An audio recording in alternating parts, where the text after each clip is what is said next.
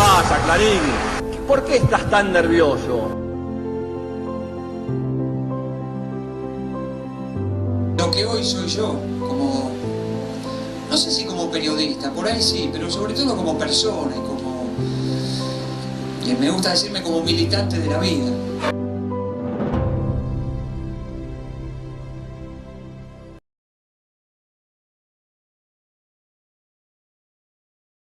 Lo conocí cuando fue a comprar con la mamá una casa en Aedo. Era chico todavía, no sé cuán chico, pero era chico todavía. De alguna forma siempre fue un pibe, con cara de pibe. Ganó premios, sin embargo, 4 Martín Fierro por Mitre Informa Primero, armó el sistema de noticias de la red de Telefe, que era otro canal al lado de Telefe, en la grilla. Le gustaba tomar vermú antes del almuerzo, y a veces sin almuerzo. Era muy buen amigo, muy mal novio, porque nunca terminaba de enganchar. Era más bien solitario, pero solitario lleno de amigos, que lo querían mucho además. Cuando el grupo Clarín lo apretó, porque él se prestó a una entrevista de perfil en la revista Noticias, criticando al grupo Clarín, cuando él era jefe de Clarín Oeste, zona oeste, por la acción de Clarín durante la 125, él fue denigrado, le sacaron la firma, le sacaron la jefatura en Clarín Zona Oeste, lo llevaron a verduguear en la redacción, no le permitían firmar, y finalmente se cansó, lo mandó a la puta que lo parió, en plena oficina, y se negó a cobrar la indemnización por su trabajo. Víctor Hugo Morales dijo que había sido el equivalente a la carta a los militares de Rodolfo Walsh, y no se equivocaba.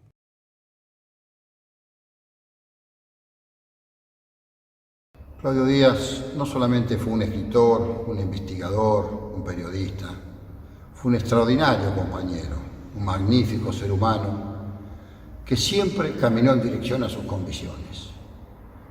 Fue de los pocos que hace ya casi 20 años él se animó a confrontar con el grupo mediático más importante de toda la América Morena, que es el Grupo Clarín, cuando él en la 125 renunció diciendo que no le estaban diciendo la verdad al pueblo y que tomaba parte por un sector que no era precisamente el gobierno nacional y popular de aquel entonces. Claudio Díaz escribió, entre otras cosas, el Manual del Antiperonismo Ilustrado, un maravilloso y hermoso libro para leer para todos aquellos que somos peronistas y para los que no son también. Escribió Diario de Guerra, Clarín el engaño, cuando muy poco se atrevía. Y lo último que tengo en mis manos es la historia del movimiento obrero argentino, con quien tuve el gusto y el placer de compartir en la querida provincia austral de Chubut un encuentro dando una charla allí en el Teatro Español de la mano de los compañeros camioneros y otras organizaciones sindicales, y ahí compartimos con él, como otras veces, una hermosa charla sobre la historia del movimiento sindical argentino.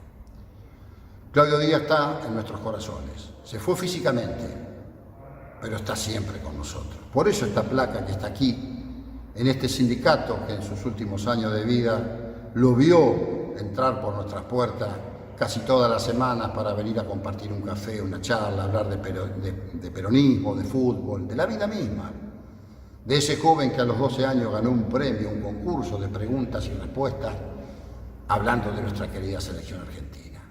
Claudio Díaz, estás presente, hoy y siempre.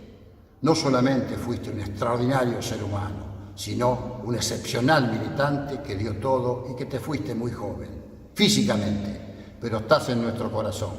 Claudio Díaz, presente, hoy y siempre. En esa obra del 2006, con la colaboración del extinto también Enrique Manson, se propone criticar por derecha y por izquierda, desde Juan José Sebrelli hasta Mariano Grondona, pasando por Marcelo Longobardi o Joaquín Morales Solá, todas las consignas que denostan al peronismo y al movimiento obrero que van desgranando en todo ese tiempo. En ese libro se vuelcan todas las acciones del primer peronismo, la lucha en la resistencia peronista, cómo se conformó el movimiento obrero argentino, que después lo va a desarrollar una obra específica desde el inicio de la CGT en los 30, pasando por el peronismo, la resistencia, la lucha contra la dictadura, los paros y acciones de Saúl Ubaldini y cómo Hugo Moyano congregó en esos años esa lucha desde los primeros movimientos sindicales, pasando por la creación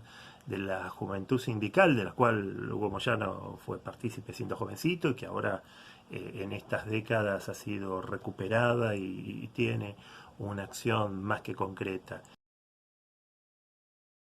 Recuerdo cuando publicó su libro Diario de Guerra, Clarín, el gran engaño argentino, de Editorial Gárgola. Él me dijo, bueno, este libro ya lo tenía apalabrado, pero estoy preparando un texto realmente que quiero que lo publique Fabro. Es un libro que va a clarificar un poco la historia del movimiento obrero.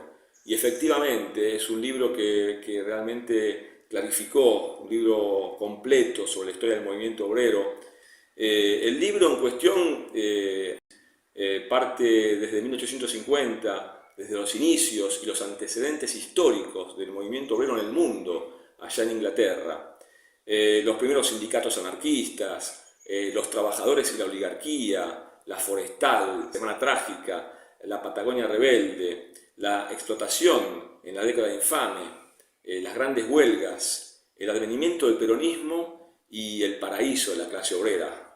La resistencia en la lucha de las fábricas, la muerte de Perón, Isabel, las divisiones en la CGT, las huelgas a la dictadura, la democracia de mercado y los ajustes, el menemismo y el surgimiento del MTA, y al inicio del siglo con el surgimiento de la corriente sindical peronista. En fin, Claudio es un libro realmente que abarca absolutamente toda la historia del movimiento obrero y que realmente vale la pena tenerlo en la biblioteca para dilucidar nuestra historia sindical argentina.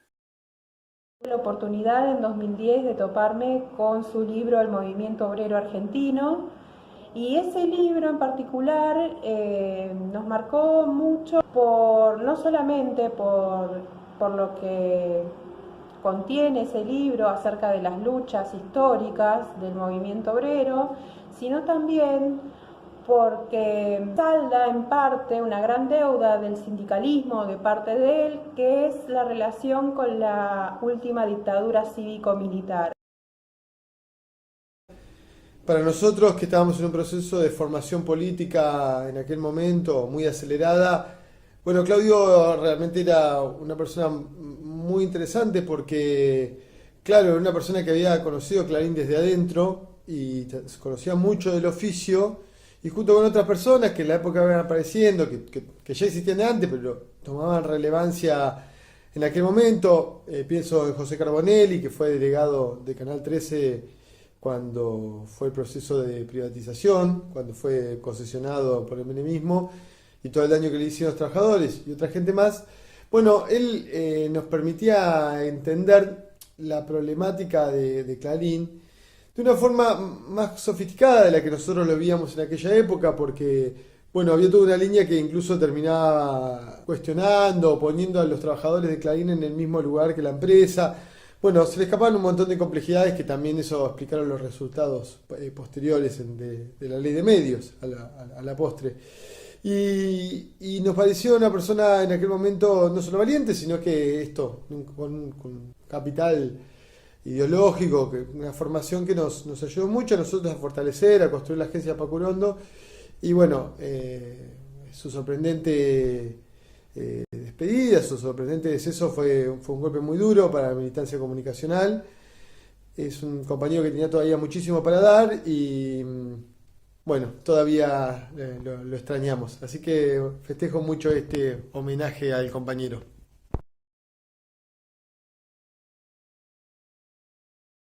Fue en un hotel de Entre Ríos.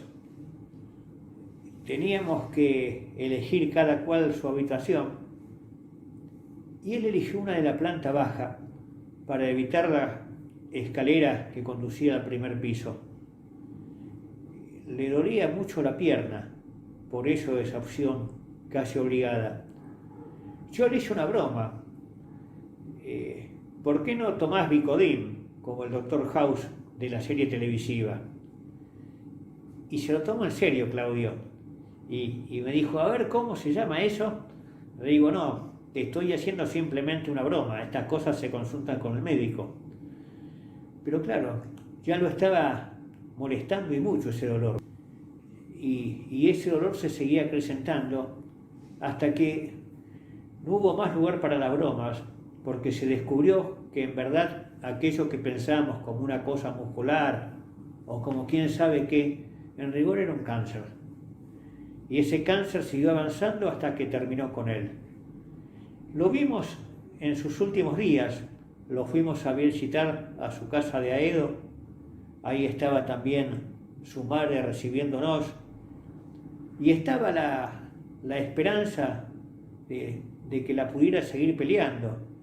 Y a pesar de que eran momentos duros, se levantó para recibirnos y charlamos un rato muy largo y mezclamos como siempre política, historia, fútbol, nuestras pasiones.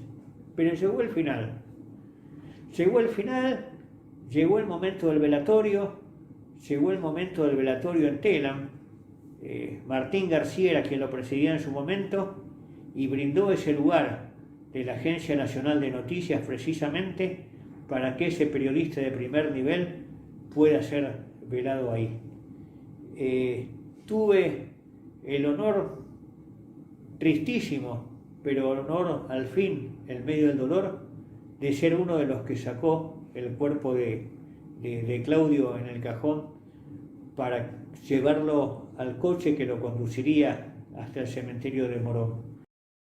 Valga mi recuerdo a un tipo bárbaro, que la verdad lo consideré un amigo, muy cálido, muy abierto al debate y a poder sugerir cosas que tienen que ver con enriquecer la cultura nacional y popular. Un gran tipo de la zona oeste y estábamos en deuda en no solo hacerle un gran homenaje, sino poder reeditar su obra, divulgarla en distintos institutos, establecimientos educativos, centros comunitarios y demás, porque va a ser un gran olvidado de la historia. Murió en mis brazos. Yo lo quería como un hijo. Era un tipo muy especial.